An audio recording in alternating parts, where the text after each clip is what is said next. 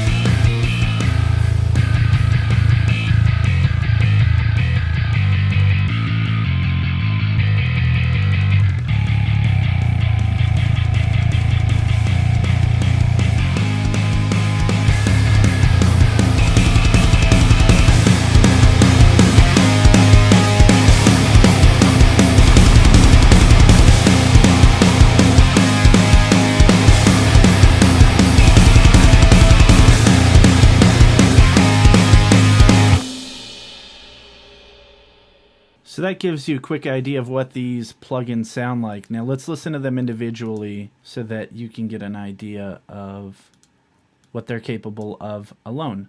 So first and foremost, I'm running these through a cabinet IR to show you the difference between what the cabinet IR does. I'll go ahead and solo this and play it back, and you can hear the difference between the two.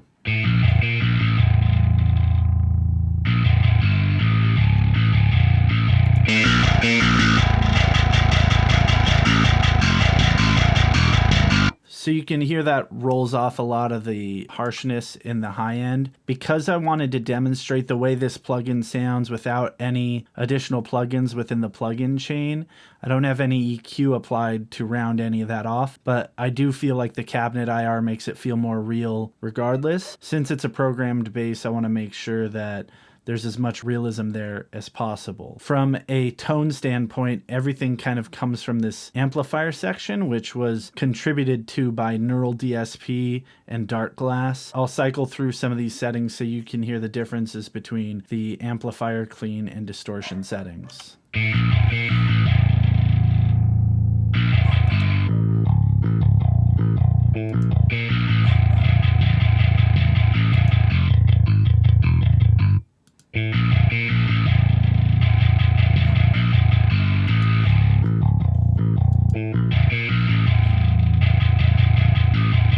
You also have a tone knob, which gives a little bit more high end or low end depending on which way you rotate. Let me demonstrate that for you.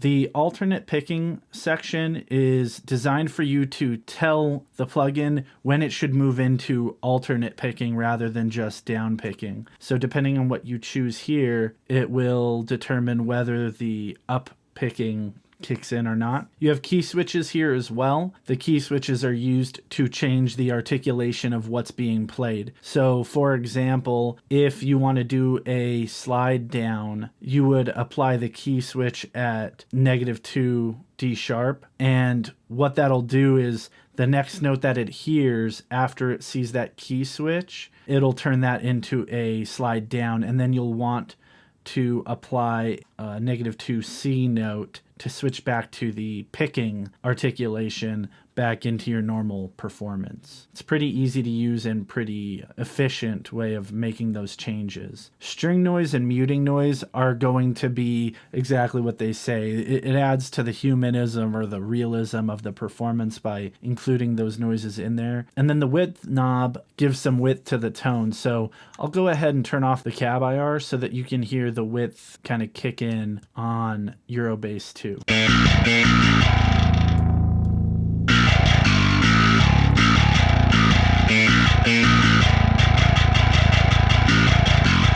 So it's pretty subtle in this plugin, but if I switch over to DjinnBass, you'll notice that it is far more apparent in the tone.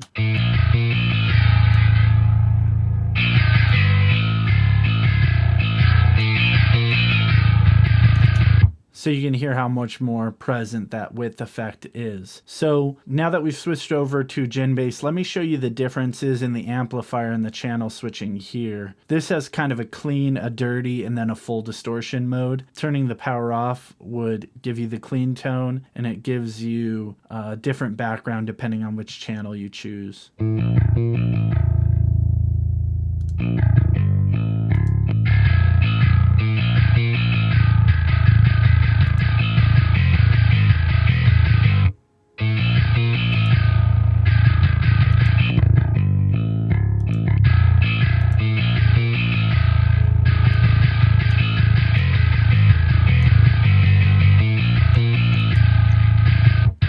To demonstrate what this one sounds like without the cabinet IR, I'll go ahead and play it with it on and then turn it off so you can hear the difference.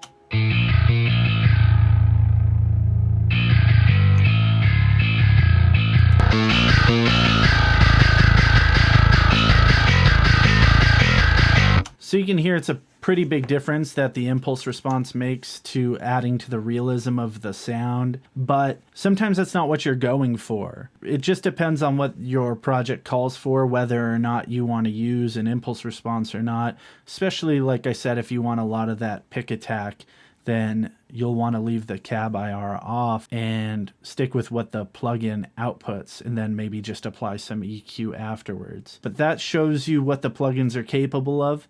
In my opinion, EuroBass 2 works really well for thick rock tracks and kind of dirty, straightforward hardcore and things like that, where DjinnBass works well for high precision metal or prog or gent type music. And I think that's pretty noticeable in the tone. And because you have both a dirty and a more distorted tone available in DjinnBass, gives you kind of more tonal options than EuroBass 2 does, but both of them sound great right out of the box. As you can see, there's not much to tweak here, and it just sounds great on the track. So that gives you an idea of what you're looking at with each of these plugins. Feel free to check both out. If you like either of them, I highly recommend them. They've made my workflow a lot more efficient and a lot faster. Dive in and enjoy.